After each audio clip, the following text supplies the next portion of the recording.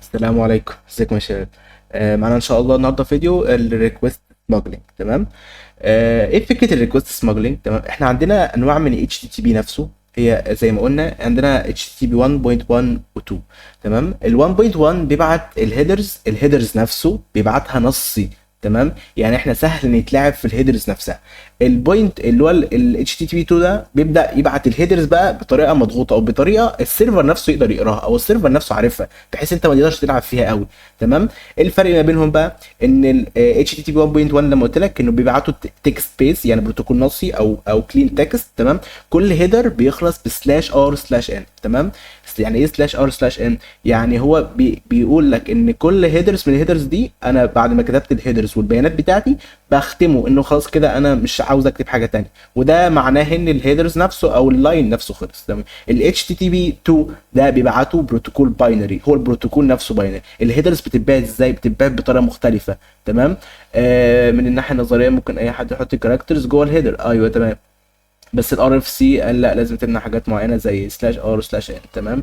السي ار والال اف. تمام، دي حاجه اسمها السي ار ال اف. السي ار اللي هي السلاش ار والسلاش ان.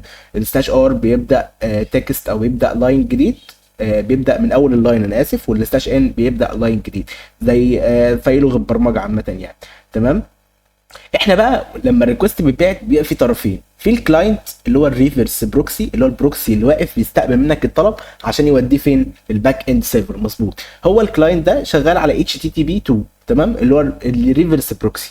انما الباك اند سيرفر نفسه بياخد البيانات ك اتش تي تي بي 1.1 عشان اقدر اشوفها. تمام، او عشان اقدر اقراها. تمام. ايه اللي بيحصل بقى؟ تمام، احنا عندنا هنا في الريكوست سماجلينج، تمام، عندنا حاجات زي التشانك والترانسفير انكودنج. تمام.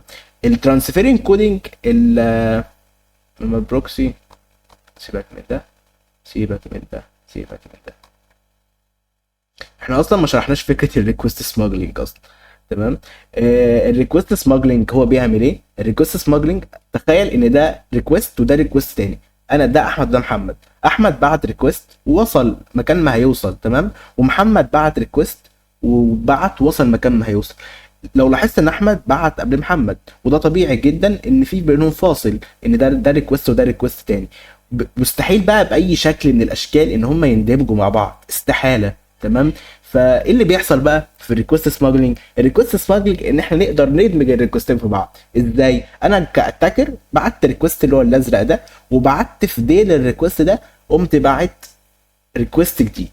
الريكوست بيبدا ايه؟ بيبدا بهيدر زي كده او بوست او اوبشنز. تمام، ببدا ابعت ريكوست جديد في ديل الريكوست القديم. تمام، يعني الريكوست القديم اللي هو ده الازرق بعت في ديل ريكوست جديد، فبالتالي عامل زي التعبان كده، اول ما هيتبعت ده الريكوست وده جزء من الريكوست ده، فبالتالي اي حد تاني هيبعت بعدي ريكوست، الريكوست اللي انا بعته الاخير ده هيندمج معاه.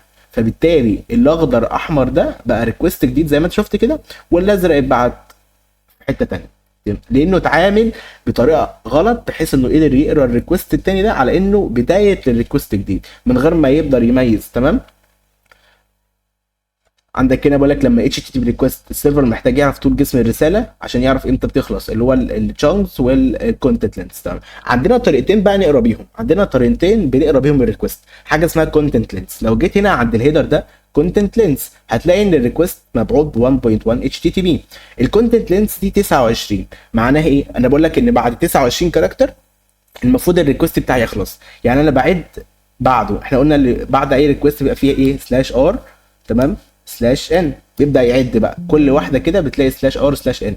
ادي لاين، يعني انا كده بقى 28 27 26 25 24 23 22 21. لو حددهم هتلاقي دول ال 29 خلصوا، ودي بدايه ال 29. يعني هنا ال 29 المفروض الريكوست خلص. يعني انا دلوقتي لو بعت اي حاجه الريكوست مش هيقراها. ليه؟ لان الريكوست اكشلي خلص، مش محتاج اي حاجه تانية. دي بالنسبه للكونتنت لينس. انما بقى لو الترانسفير انكودنج، ايه اللي بيحصل في الترانسفير انكودنج بقى؟ الترانسفير انكودنج عنده اللي هو الديسيمال بايت او الباينري بايت، بيقرا باينري بايت اللي هو الزيرو.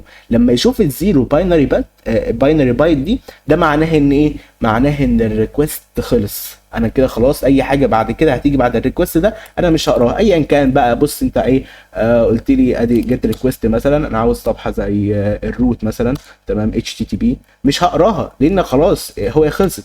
انا عرفت ازاي؟ لما الاقي هنا ان الترانسفير انكودنج دي تشانكت، تمام كده، يبقى انا عندي ترانسفير انكودنج وقدرت اقراها تشانكت. تشانكت دي اللي هي سلاش اور سلاش ان، تمام، يعني بعد الصفر ده خلاص ما بقاش فيه ريكوست تاني، تمام.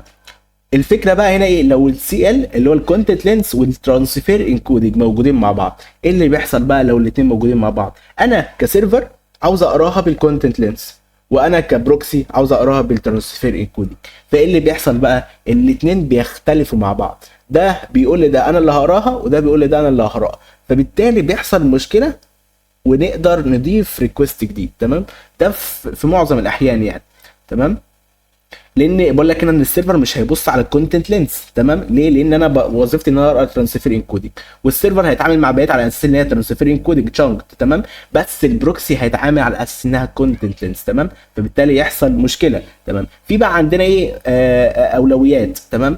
التي اي ممكن يبدا يبقى له اولويه، فبالتالي تمام، لو التي اي له اولويه فهيبدا يقرا بياناته هي اللي ترانسفير انكودنج الاول، تمام. لما تبرمج سيرفر او تحلل ريكوست، لو لقيت التي اي اللي هو الترانسفيرنج كودنج موجود، اقرا القسم على شكل تشانكس، تمام، زي ما احنا عارفين، فبيبدا يتجاهل الكونتنت لينس. لو بيقرا تشانك، بيقرا حجم الهكس ديسيمال اللي هو الزيرو بايت، لما قلت لك بيقرا البيانات على حسب الرقم ده، بيكرر التشانكس اللي بعده لحد التشانك يبقى حجمه صفر، يبقى الكونتنت لينس انتهى، التشانك نفسه انتهى اللي هو صفر، فبالتالي يقدر يقرا الريكوست، تمام. ده القرار الثاني، تمام. هل في حاجة تتشرح تاني هنا؟ تمام. السي ال تي اي دي نوع من انواع الكونتنت اللي هو الريكوست سمجلينج، تمام. يعني ايه سي ال تي اي؟ سي ال معناها ان الكونتنت لينس هيبقى له اولويه في القراءه، والتي اي هيجي بعده بقى، بحيث لو مش موجود كونتنت لينس يبقى موجود ايه؟ ترانسفير انكودي. وفي العكس برضو، في اي تي اي سي ال، وفي تي اي، تمام، والسي ال تي اي، تمام. ده نوع من الريكوست سمجلينج، تمام. الريفرس بروكسي، هو الريفرس بروكسي نفسه مش بيدعم الترانسفير انكودنج، تمام، فبيعتمد على الكونتنت لينس. ليه؟ لانه ريفرس بروكسي مش باك اند سيرفر، تمام. انما الباك اند سيرفر هو ملتزم بانه يقرا الترانسفير انكودنج بالشانك بتاعته، فبالتالي بيقرا الكونتنت لينس ويطنش الترانسفير انكودنج، تمام. فهنا تحصل المشكله.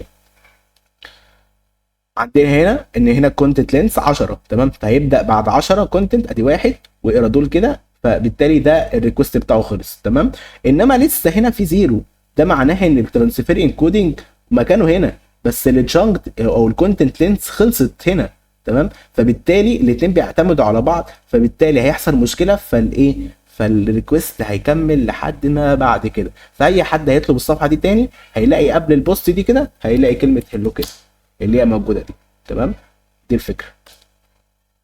الريفرس بروكسي شايف ايه؟ بما انه فاهم التشانك بيمسك الكونتنت لينس، مش فاهم التشانك، انا اسف، الريفرس بروكسي مش فاهم التشانك دي او الزيرو بايت دي، مش فاهمها، فهيقرا 10 بايت من جسم الايه، البايت نفسه، فيبدا يقرا ادي زيرو، ادي واحد، اتنين، تلاتة، أربعة، خمسة، ستة، سبعة، تمانية، تسعة، 10 كده خلصت. من أول هنا أي حد هيكتب حاجة مش هيشتغل أو مش هيتقرا في الريكوست، ليه؟ لأن الكونتنت لسه خلاص كده، تمام. ده بالنسبة للريفرس بروكسي، تمام. لما يروح بقى للويب سيرفر، الويب سيرفر بيقرا بالتشانك، فهيبدأ يقف عند التشانك، فبيبدأ مش هيقرا اللي بعده، تمام. فنقدر نحط احنا ريكوست بعدي، تمام.